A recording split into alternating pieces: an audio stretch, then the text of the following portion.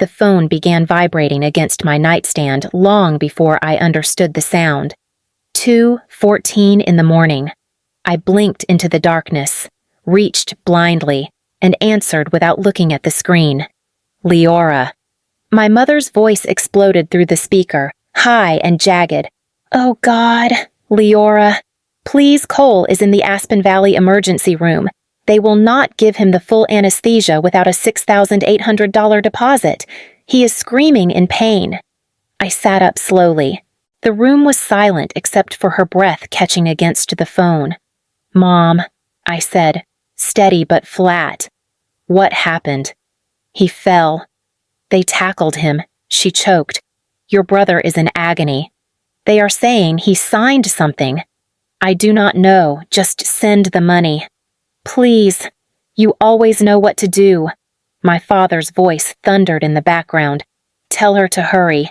He cannot wait another hour." The familiar pressure pushed against my ribs, the old command wrapped in panic, sharpened by years of expectation. I pressed my palm to my forehead. "Where is Morel? Your sister is filming the nurses." My mother cried. "The hospital staff is threatening to remove her. Leora, please. He needs you." There it was again. "He needs you." The line that had followed me through every stage of my life.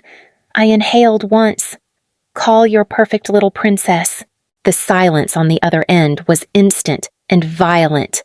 "What did you just say?" my mother whispered. "You heard me," I said. "Call Morel. Call the people you actually listen to. I am done, but he is your brother." And I said no. Her breath broke open into sobs. My father cursed my name. Their voices collided, begging, then demanding, slipping into the tones I knew too well. But something inside me had snapped cleanly, like a bone that had been waiting years to give way. I pulled the phone from my ear, pressed the red button, and sat in the dark, listening to the sudden absence of their noise. My hand shook, but the space in my chest felt unmistakably steady. No more rescues. No more late-night collapses. No more choosing them over myself. I powered the phone completely off. The room softened into silence again, warm and untroubled. I lay back against the pillow, the sheets cool beneath me, and for the first time in years, I let my eyes close without calculating who I needed to save next. If you have ever carried a family that treated you like an emergency fund instead of a human being, stay with me. This story does not end where the Varens expected it to. It ends somewhere far quieter, sharper, and finally mine. And it begins here at 2:14 in the morning, when I stopped being their solution. When I finally turned my phone back on later that morning, I expected it to explode with the usual demands. Instead, the screen stayed still and silent, as if the night before had erased itself. I stared at it longer than necessary, feeling an old heaviness press against my chest. It was the same heaviness that had followed me since childhood, since the day my mother first said, "You are the oldest, Leora. You carry the others." I grew up accepting that sentence as law. I was 15 when my father pulled me aside in the kitchen, his voice low, his tone final. "Cole is sensitive," he said. "He needs more from us. You understand?" Right. I had nodded because nodding was easier than asking why I never seemed to be the one who needed anything. At 17, when I got into a summer engineering program, my mother called me into the hallway. "Your brother broke his wrist," she said. "He cannot be left alone. Stay home and help him." I had stood there holding the acceptance letter, the one thing I had earned entirely on my own. She tapped the paper with her fingernail. "This can wait. Family cannot." It never occurred to anyone that I was family too. By 21, I was working 3 jobs: morning shifts at a drafting firm, late shifts at a diner, freelance structural modeling after midnight just so Cole could attend a community college he quit after 1 semester. When I asked why he walked away after I paid $19,000 in tuition, he shrugged. It was boring. He said, "You of all people should want me to be happy." Morel was no different. At 18, she announced, "If I am going to build my brand, I need a real car." My mother added, "She cannot drive an old sedan. People will judge her." I co-signed the loan for the Audi while Morel took selfies outside the dealership. "You are the best sister ever," she sang, already posting the photo. "I owe you big." But she never paid a single installment. I did, even last year, when the family credit cards collapsed under $7,000 of gaming chairs, ring lights, and luxury clothes. My mother called sobbing at 3 a.m. "Please, baby," she begged, "if you do not help, we will lose everything." I paid before my feet touched the ground. None of them said thank you. None of them remembered by sunrise. I learned early that love in our house did not flow upward or sideways. It only flowed toward Cole and Morel. My role was simple, carry the weight so they never felt it. But as I sat on my bed that morning, phone cooling in my hand, a strange realization settled through me, quiet and certain. Last night, for the first time, I had put the weight down. The trip began with a ding in the family group chat. I was reviewing notes for a project when the notification popped up. Cole had sent a photo of himself in mirrored sunglasses, grinning like a man who had never feared consequences. Cole Aspen weekend starts now. Grayson booked the chalet. Going to reset my whole life. Morel added a video before I could respond, her stepping onto a private jet staircase. Hair whipped perfectly by the wind. Morel flying with Grayson's crew. Content is about to be insane. Do not worry. Leora. No charge to the family fund. Family fund. The words prickled beneath my skin. My mother chimed in seconds later. Seraphine. Your brother deserves a break. He has been under so much pressure. Pressure. Cole had not held a job longer than 4 months in years, but I typed nothing. A few hours later, Instagram filled in the blanks. Cole filming the chalet's living room while announcing, "This is the life I should have been living." Morel posing with a Chanel necklace, the tag dangling where she thought no one would notice. Grayson Pierce, lounging behind them with the confidence of a man who had inherited everything. That night, my mother called to narrate the posts I had already seen. "Your brother looks so happy.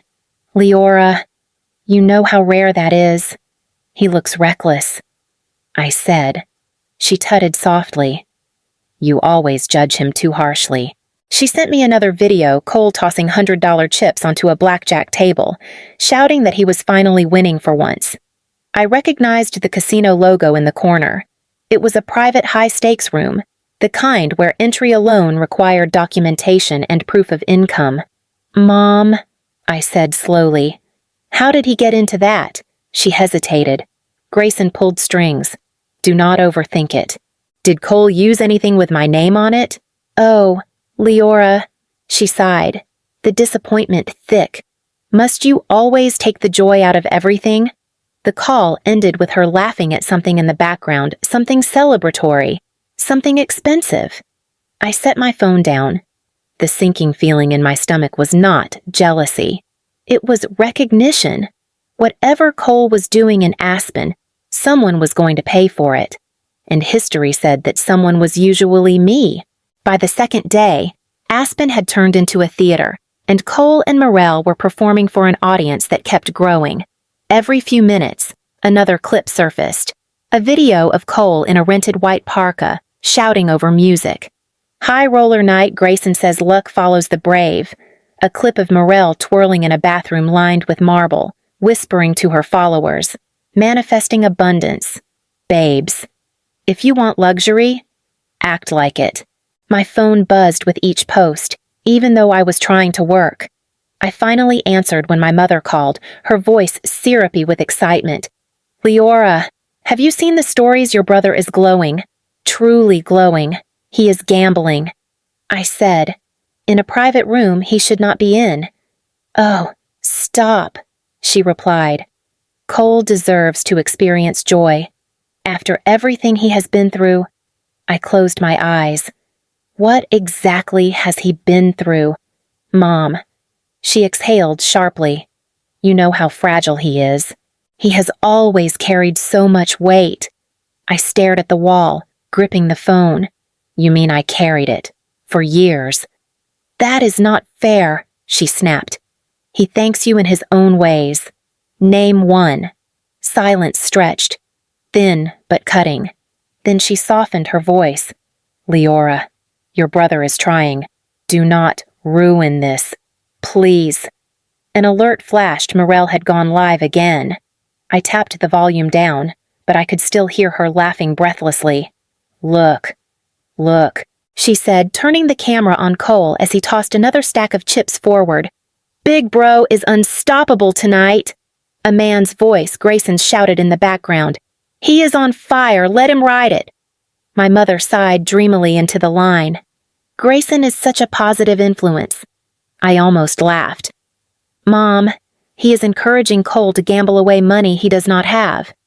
You always see the worst in people, she murmured. Try believing in him for once. Another buzz. A photo from Morel. A close-up of a bracelet she clearly had not bought herself. Caption gifts from winners only. Did you pay for this? I asked. My mother clicked her tongue. You are being dramatic. The call ended shortly after. Not with a fight, but with something colder. My mother's quiet dismissal. Her certainty that I was the problem. I set the phone down, my pulse tightening. The posts kept coming, louder, brighter, more frantic. And beneath every frame, I saw it clearly.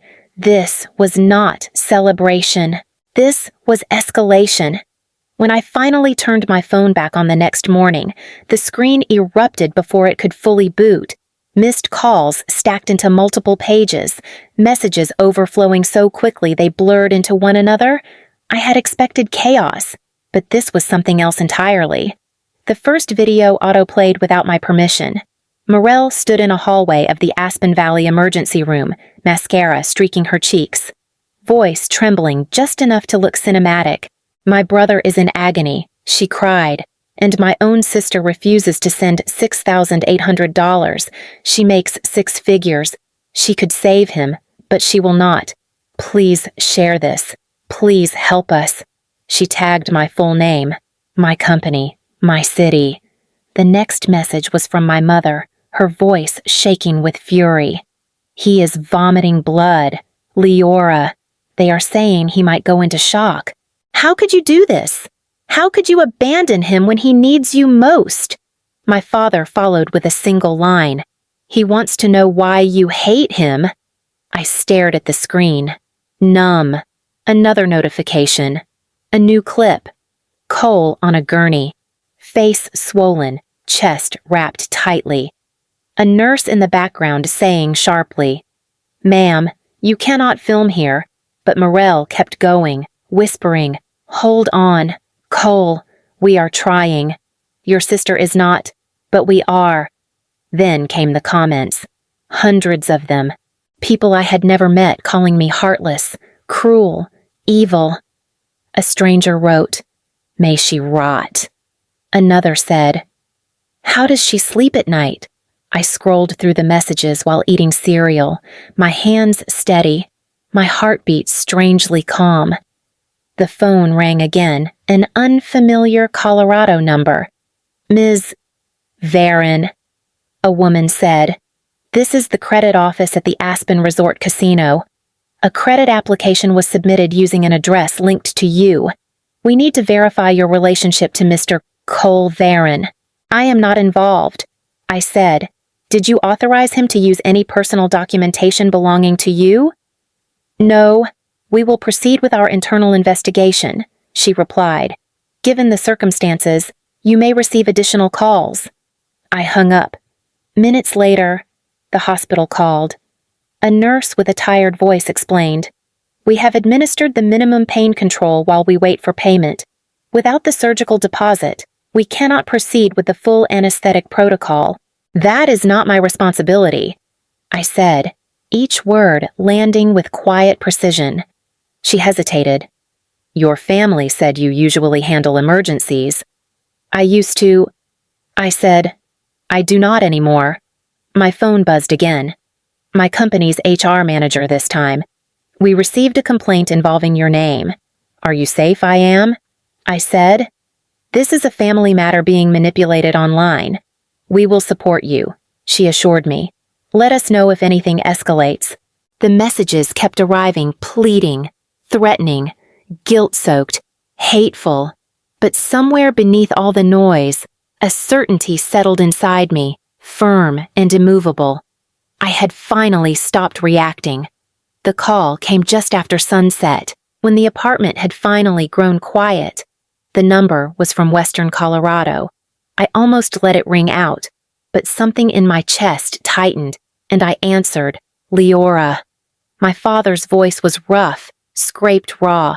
I am at a motel in Glenwood Springs. I needed to gather myself before talking to you. I said nothing. He exhaled shakily. Your mother is still at the hospital. They sedated Cole. They said he kept trying to leave.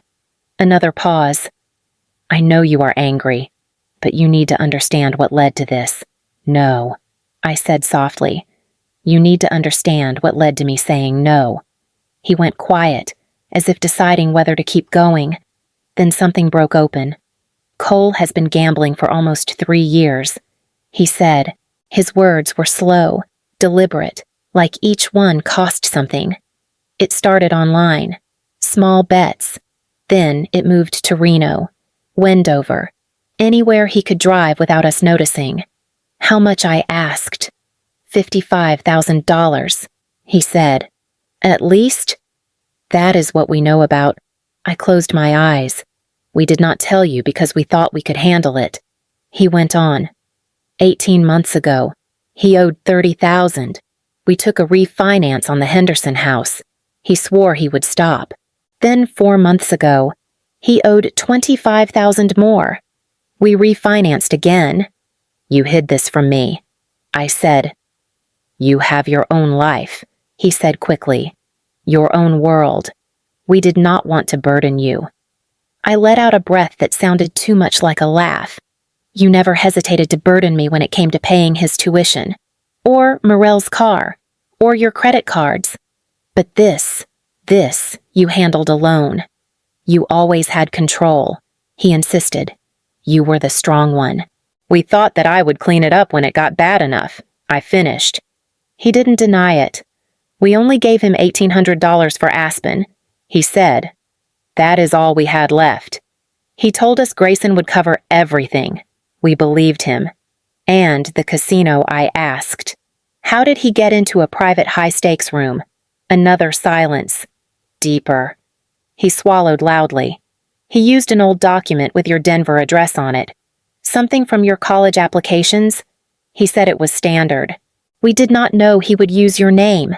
My fingers tightened around the phone. He used my identity. He said it was harmless. He said you would never know. My father's voice cracked. We have 45 days before the bank takes the house. We have nothing left to sell.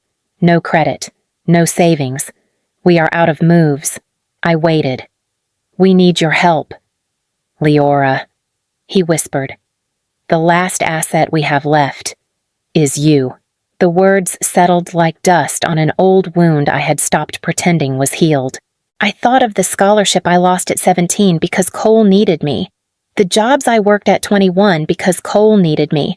The childhood I carried for everyone because they told me Cole needed me. I stood from the bed, gripping the phone hard enough to hurt. I am not an asset, I said quietly. I am your daughter. Then act like family. He begged. I did. I said. For 32 years. He let out a sound, half sob, half plea. If you do not help, we lose everything. Then you lose everything, I replied. I ended the call, and this time, I did not shake. The fallout began before dawn. My phone lit up with a message from my aunt in Florida. Your mother is inconsolable. Call her. Fix this. I deleted it without opening the rest. By mid-morning, a neighbor from Henderson sent a photo. The Varon house, our 2-story beige constant, stood behind a bright yellow foreclosure notice taped across the front door. Property seized. 30 days to vacate. Another text followed. Your parents only had time to grab a few bags. The bank locked everything else. I put the phone face down. Late afternoon brought a wave of updates almost too fast to process. Morel posted a shaky video from a roadside motel, her luxury bags piled behind her like props from a fallen empire. My sister ruined our family. She cried into the camera. We have nowhere to go because she refused to help. My sponsors are dropping me. I did not deserve this. Comments poured in, but fewer than before. Some even questioned her story. A small shift, but a shift all the same. Cole's situation came next. A public defender called to inform me unnecessarily that he had taken a plea deal. Misdemeanor misuse of identity. Mandated 60-day rehabilitation, the attorney said. He begins transport tomorrow. Her voice softened. Your brother asked if you would come to the hearing. No, I replied. Not long after. My mother's number appeared again. I let it go to voicemail. Her voice trembled through the speaker when it played. They are taking him away in handcuffs. Leora, your brother, in chains. This is what you wanted, is it not? All your life you have been jealous. I deleted that one too. An hour later, a message from my father arrived, text this time, not a call. I am sorry for all of it. I do not know how to make this right. A second message followed moments later. Please do not abandon us forever. I closed the thread without responding. The implosion continued over the next day. Morel lost 2 more brand partnerships. Screenshots circulated of her asking followers for money while wearing a bracelet worth more than $3,000. Cole was photographed stepping onto a state transport bus, wrists cuffed, expression blank. A tabloid-styled page reposted it with the caption, "From Aspen High Roller to Rehab Intake." My family unraveled loudly, publicly, dramatically, just the way they had lived. And yet, inside my apartment, everything was still. No shouting, no crying, no demands. For the first time, their collapse did not drag me under with it. I moved across Denver the following week, carrying only what belonged to me, an unfamiliar exercise. The new apartment was smaller, cleaner, quieter. No one told me where to put things. No one demanded I hurry. The silence felt strange at first, as if I had accidentally stepped into someone else's life. The first night there, my phone rang from an unknown number. I almost answered out of habit, but stopped myself. I let it go dark on the counter. The next morning, Human Resources called to check in. We reviewed the complaints tied to your name. My manager said, "You did nothing wrong. We are here for you." "Thank you." I replied, "I am managing." After the call, I sat with a therapist for the first time in my life. She listened as I explained the years of late-night emergencies, the expectations, the guilt. "Who taught you that your needs should come last?" She asked gently. "My family," I said. She nodded. "Then we will unlearn it together. In the evenings, I tried new things I had once told myself I did not have time for. A pottery class where my hands shook on the first bowl. A long hike through a city trail where no one called needing money. A quiet dinner alone where the only voice in my head belonged to me.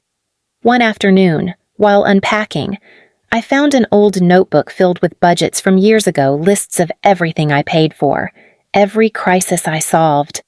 I closed it and placed it in a box marked "Do Not Keep." When I stepped out onto my balcony that night, the air felt lighter, almost unfamiliar. There were no messages waiting for me, no emergencies, no collapsing worlds demanding I hold them up. For the first time, nothing required saving. I saw him before he saw me. Denver International was crowded, but Cole stood out thinner, shoulders squared in a way that looked practiced. A state-issued backpack hung from one arm. His eyes landed on me, widening for a moment before he walked over. "Leora," he said. stopping just close enough that I could smell the sterile scent of rehab soap. "I was afraid you would turn around and walk the other way." "I am here for a conference," I replied. "This is coincidence." He nodded, accepting that without protest. "I finished the 60-day program yesterday. They said I should try repairing relationships, but I do not know how to start with you." His voice broke slightly on the last word. "You do not have to start anything," I said. "Not for me." "I know." He swallowed, staring at the floor. "I wanted to blame you. For everything. For not saving me in Aspen, for letting them post those videos, for not showing up." His hands tightened at his sides. "But the truth is, if you had saved me again, I would be dead by now." My breath caught. He continued, softer. "I needed someone to stop carrying me. I hated you for being that person, and I am grateful you were." He reached into his pocket and unfolded a small piece of notebook paper. "I wrote this in rehab." I hesitated before taking it. 3 sentences filled the page in crooked handwriting. "Thank you for letting me fall. Thank you for walking away. Thank you for giving me the chance to stand up myself." I folded it again. Slowly, Cole's voice thinned. "I cannot promise I will never relapse. I cannot promise I will be the brother you deserved, but I can promise I am trying. And I wanted you to know that I see what you did for me, even when I pretended not to." The gate announcement sounded overhead. Cole stepped back. "I am heading to Nevada," he said. "Mom is staying with friends. Dad, I do not know." He looked at me one last time. "If we ever talk again, I want it to be because you choose to, not because someone needs something." He walked toward the line without waiting for my response. I stood there holding the folded note, feeling the weight of something ending and something else beginning. A week after the airport, a message arrived from an unfamiliar Nevada number. I almost blocked it immediately, but the preview caught my eye. "I am in counseling now. If you ever want to talk, the door is open." My father's words looked strangely small on the screen. I did not reply. I did not delete it either. I set the phone down and let the message exist without demanding anything from me. That evening, I hosted a small birthday dinner in my new apartment.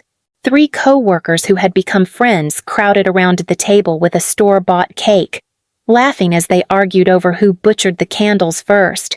No one compared me to anyone else. No one asked for help. No one called me selfish for taking up space. When they left, I stepped out onto the balcony. The night was clear, the air crisp enough to sting pleasantly when I breathed in. I unfolded the note Cole had given me and ran my thumb over the uneven handwriting. "Thank you for letting me fall. Thank you for walking away. Thank you for giving me the chance to stand up myself." I slipped it back into my pocket. Not because I needed it, but because it reminded me of a truth I had spent decades ignoring. Loving someone does not require losing yourself. If you have carried a family until your back felt like it might snap, if you have been the one everyone calls when the world collapses, stay here with me. You deserve to hear stories where the person who holds everything together finally chooses themselves. Tonight, the sky above Denver felt wide enough for that choice.